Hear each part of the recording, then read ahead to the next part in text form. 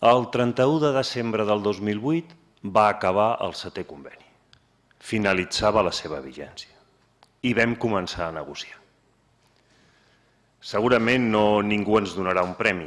Estem a finals del 2014 i hem sigut incapaços de signar el 8è conveni col·lectiu. Però té lògica, té una explicació.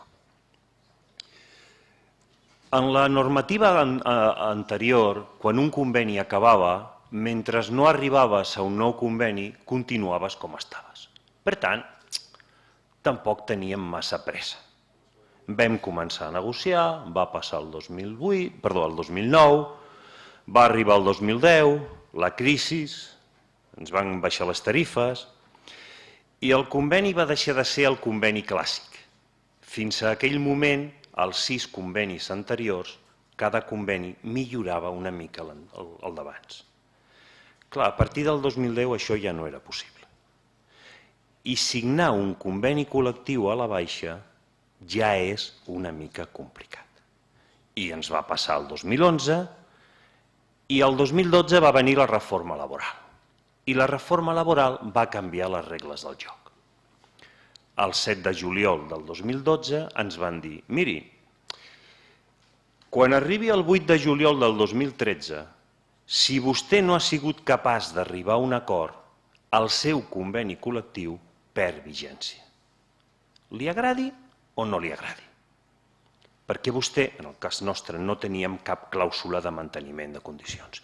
Llavors vam començar com bojos a córrer. Anem a intentar signar el conveni. I ho vam aconseguir, vam fer una proposta de conveni pactada.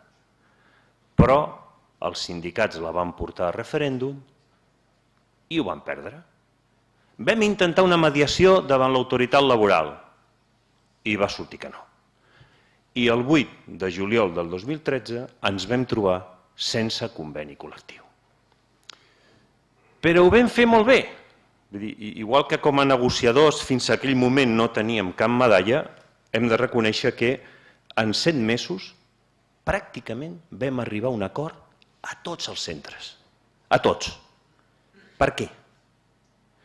Per por.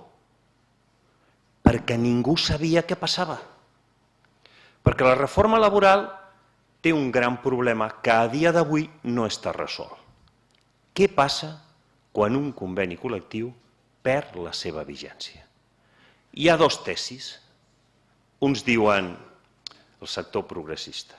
No, escolti, el conveni acaba, però les clàusules del conveni continuen.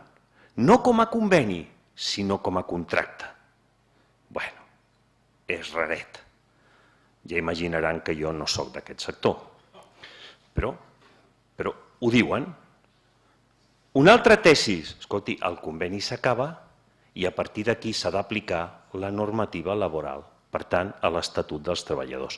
Ja sé que aquesta tesi tampoc segur que a algú de vostès no els hi agrada molt, però és la meva. Com que ningú sabia què passaria i tothom tenia por, en 7 mesos ens vam posar d'acord.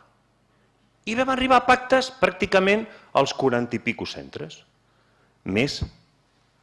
Bé, inclús vam continuar negociant i al novembre del 2013 vam signar el primer conveni col·lectiu per a centres sociosanitaris i moltes entitats, el seu pacte va ser adherir-se a aquest conveni. Per cert, era el mateix conveni que ens havien dit que no en referèndum, el mateix, en punts i comes. Però bueno, la vida és així. Què ha passat des de llavors? Vam començar a negociar el 29 del 10 del 2014, vam dir, bé, ara sí, ara ho farem, ara ho aconseguirem. Ja tenim experiència, anem a agafar tots aquests pactes, anem a moure'ls una miqueta i anem a fer el primer conveni col·lectiu del Siscat. Bueno, doncs no ha sigut possible. Per què? Per què no ha sigut possible? No està escrit, ningú ho reconeixerà, però no ha sigut possible per una qüestió, perquè hi ha hagut 3 tribunals, País Basc, Audiència Nacional i sobretot el Tribunal Superior de Justícia de Catalunya, que han fet una sentència dient que la tesi correcta és la tesi contractualista. No es preocupin, encara queda batalla, encara ens queda el Tribunal Suprem. Però de moment els contractualistes estan guanyant. I què ha passat? Doncs que, clar, una vegada la part social ha vist que tenia assegurat per la via de contracte l'aplicació del 7è conveni de la XUP, ens han dit que no signaven conveni. I aquesta és la veritat. Per tant, a dia d'avui ni hi ha conveni ni se l'espera. És complicat que hi hagi un conveni col·lectiu de sector, excepte que el Tribunal Suprem en algun moment, i ha de fer la sentència, ens doni la raó al sector oscuro del derecho i digui que s'aplica la normativa bàsica. Els asseguro que en 15 dies tindrem un conveni col·lectiu.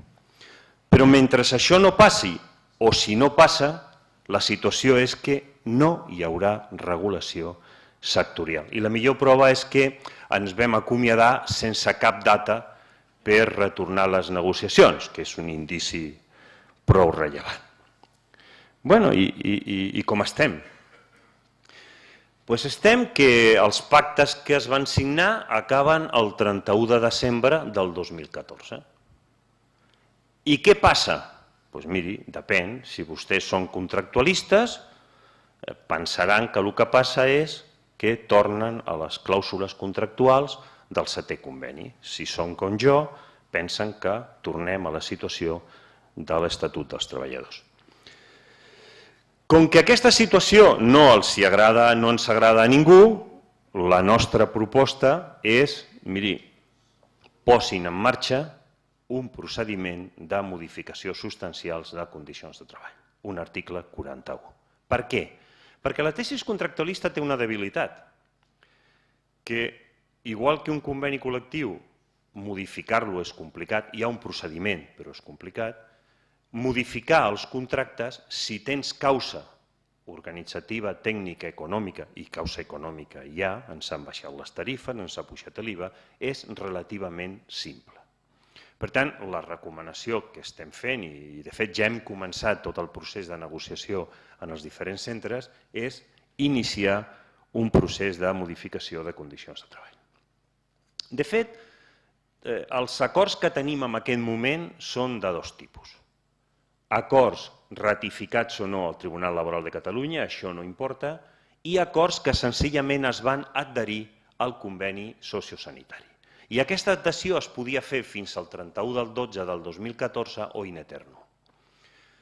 Si vostès es troben, els que es trobin a la situació 1, situació 2, i ja no utilitzaré més diapositives per no cansar, si es troben a la situació 1 o situació 2, abans de l'1 de gener del 2015, i si no és abans de l'1 de gener, en el primer mes, que tampoc s'esfonsarà el món, però en puritat jurídica tindria que ser abans del 31 de desembre del 2014, haurien de començar a negociar els seus centres i aconseguir un nou acord.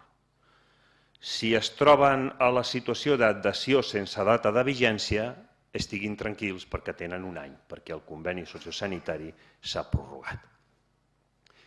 I amb aquestes estem. Per tant, i molt succintament i per acabar. No hi ha a curt termini un conveni col·lectiu sectorial, excepte que demà hi hagi aquesta sentència del Tribunal Suprem, que esperem. 2. Han de posar en marxa els processos de negociació per la via de l'article 41. 3. Ojalà que arribin a un acord. Pau social i tranquil·litat per tothom. Si no arriben a un acord, tenen la possibilitat com a entitat d'aplicar-lo de forma unilateral amb els problemes jurídics que això comportarà. I a partir d'aquí, com a mínim, he sigut breu.